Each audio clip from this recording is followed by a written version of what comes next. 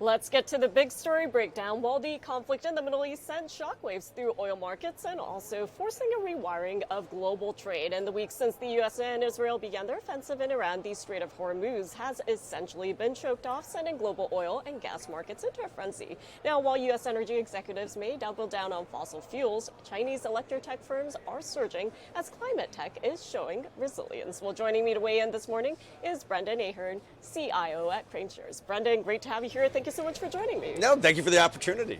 Well, of course, we're keeping an eye on this fragile truce in the Middle East between the U.S. as well as Iran. And there are a lot of moving parts, and you've been spending a lot of time overseas. So give us the lay of the land right now.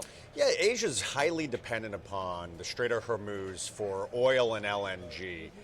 In particular, in terms of auto consumption, the energy used.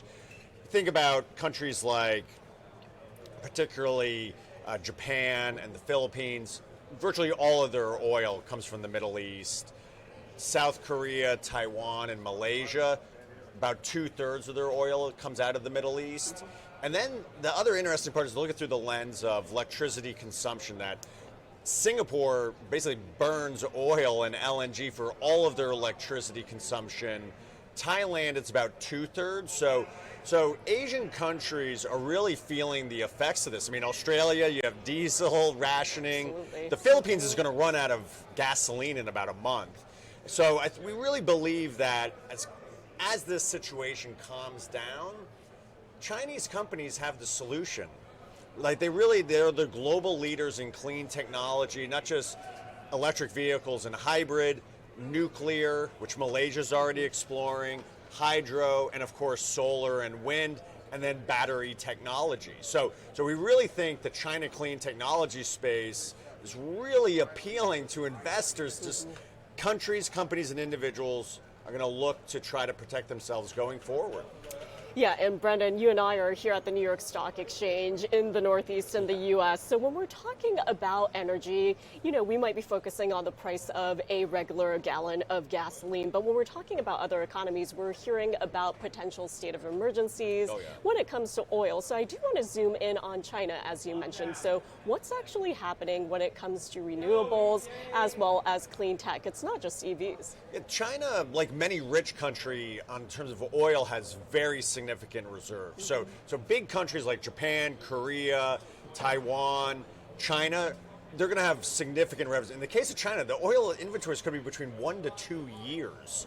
On electricity, 50% of their electricity generation comes from renewables. The other half is from domestic coal, which obviously is negative for the environment. So China is very well insulated. Now, they're not immune, just obviously the global economy faces a headwind. Oil and oil prices are global. So that makes inputs into, say, the China petrochemical industry, plastics. Oil goes into a lot of different things besides just your car. So China's not immune to some of the implicit second derivative type knock-on effects. Explicitly, they're pretty well protected. Yeah, and Brendan, I do want to ask you about the macroeconomic cracks as well as factory risks and inflation, because those things do play a part when we're talking about all economies, but in particular, China with tariffs going on, what is actually affecting their forecast? Yeah, I think one that I think you're seeing a little inflation in China could be a good thing, that they've been facing this kind of deflationary spiral. China will be affected if the global economy slows. That's they're the world's factory. So if there's less customer demand, at the same time, the only place you don't see Chinese EV and hybrids is the United States. I mean, you go any place in the world, they're all over.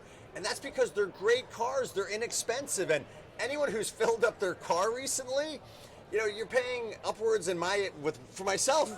I paid $100 for my SUV. One of my kids is going to turn 16.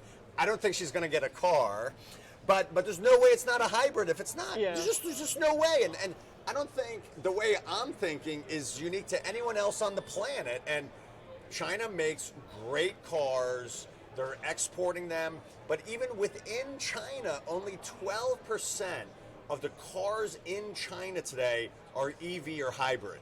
So just within China, there's huge demand, and that's on top of the 16 million that they're producing and selling in China annually today.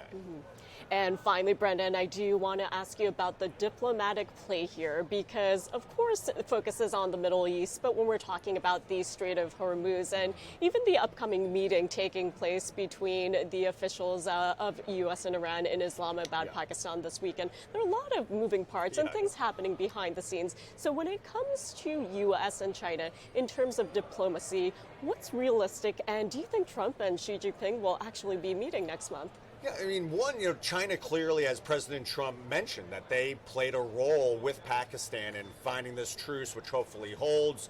China said that that they had 26 phone calls with different participants. So obviously the U.S. and Iran. So they clearly had a big role. And yes, we're very constructive on President Trump is going to go to China next month. He's not going there to shake Xi Jinping's hands. He's there to announce deals. Like, right, the big bosses, they want to say, look what we did. So we know there's been a lot of back channeling. What I don't think the market's not consensus is, like, what are the things that China can buy from the U.S.? Because let's be real, if it's India, Japan, China, Taiwan, what do people in those countries want that we make? Like, it's Boeing airplanes, NVIDIA chips, soybeans, oil, and LNG. So I think what we anticipate is, can they allow Chinese companies to come here and actually manufacture? Can they partner? And there's already talk about Ford partnering with BYD. Yeah. We anticipate a lot more deals like that could be announced, as well as the kind of givens, the soybean purchases, Boeing airplanes. Yeah, in less than 60 seconds. So before I let you go, you mentioned manufacturing, and that is something that we're watching across all industries and sectors. And we know that manufacturing takes time, especially when it comes to R&D. So it's not like flipping a switch, is it? Definitely not. I mean, there are no art history majors in China. Like, what do they study for the last several decades? They've been producing STEM graduates, science, technology, engineering, math. So this is the fruition. They're very good at manufacturing. The U.S. very good with tech.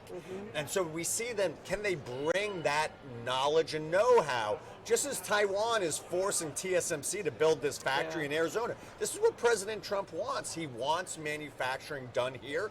Who's the global leader in manufacturing? China.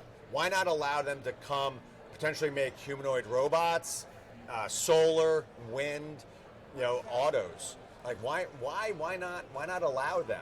And I really don't believe that's a market consensus view. Well, Brendan, I did want to address robotics, but hopefully we'll have you back on very soon to address that as well. So thank you so much for joining me today. Thank you.